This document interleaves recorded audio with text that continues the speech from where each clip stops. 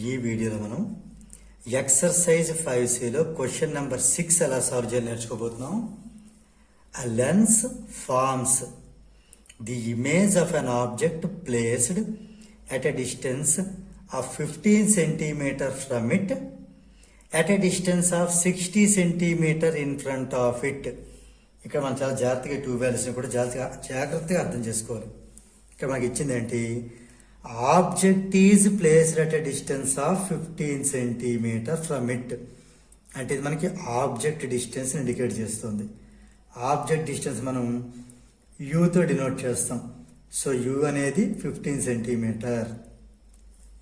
Image is formed, ఇది ఈ sentence ఎవరికి, image related. Image is formed at a distance of 60 cm. ఈ 60 cm image indicate చేస్తుంది. అందుకని వి అనేది 60 cm. In front of it, ఎలాగూ మనం ఆబ్జెక్ట్ని ఎప్పుడు కూడా ఇన్ ఫ్రంట్ ఆఫ్ ఇటే తీసుకోవాలి, ఇన్ ఫ్రంట్ ఆఫ్ ది లెన్సే తీసుకోవాలి.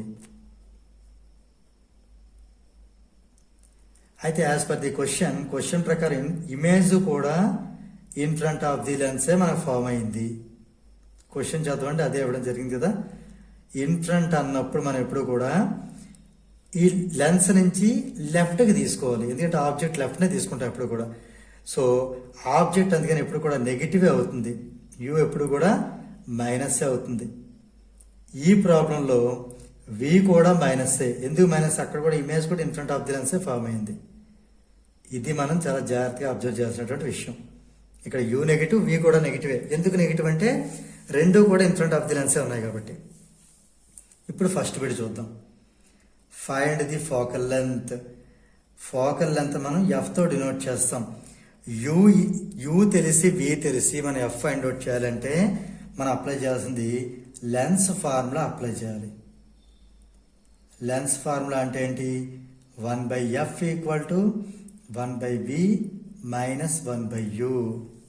ఇప్పుడు వాల్యూస్ సబ్స్టిట్యూట్ చేద్దాం. ఇందులో సబ్స్టిట్యూట్ చేస్తే మనకి ఏమవుతుంది, 1/f, ఎఫ్ తెలియదు కాబట్టి యాజ్ ఇట్ ఈజ్ రాద్దాం. 1/v, వి అంటే -60. ఇక్కడ నేను మైనస్ రాస్తాను, ఇక్కడ 60 రాస్తాను. మైనస్ 1/u, 1/, ఇది ఫార్ములాలో మైనస్, ఇది వాల్యూలో మైనస్, రెండు మల్టిప్లై అయితే ప్లస్ అవుతుంది, ఇది 15 అవుతుంది.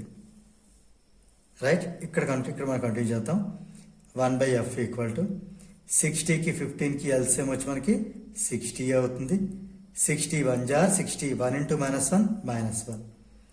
15 4 * 60, 4 × 1 1, 4 - 1 3. 3/60 అంటే 3 1 * 3 20 అంటే 1/20.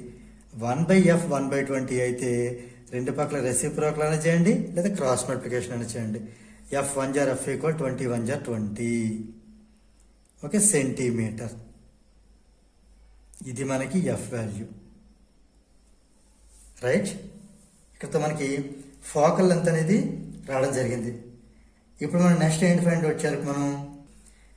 నా let us see B bit చూద్దాం. సెకండ్ బిట్ ఏంటి, మ్యాగ్నిఫికేషన్. సెకండ్ బిట్ ఏంటి, మ్యాగ్నిఫికేషన్.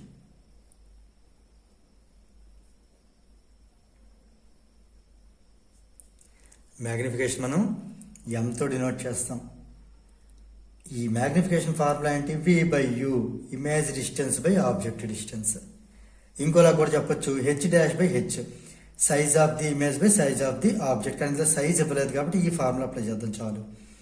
v అంటే -60, u అంటే -15, -1 క్యాన్సిల్ అయితే ఇది 15 1 * 15 4 * సో 4 రావడం జరిగింది. m = 4 రావడం జరిగింది. ఇది magnification. Third one, nature of the image.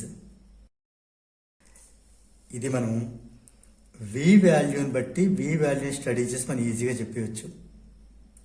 ఇక్కడ వి గనక పాజిటివ్ అయితే రియల్ అండ్ ఇన్వర్టెడ్, వి గనక నెగిటివ్ అయితే వర్చువల్ అండ్ డైరెక్ట్. అంటే మనకి లెన్స్కి అది ఏ లెన్స్ అయినా, కాన్కేవ్ అయినా కాన్వెక్స్ అయినా కూడా ముందే ఇటుపక్క అంటే ఆబ్జెక్ట్ ఉన్నవైపు ఇమేజ్ పడిపోయింది కాబట్టి అది వర్చువల్ డైరెక్ట్.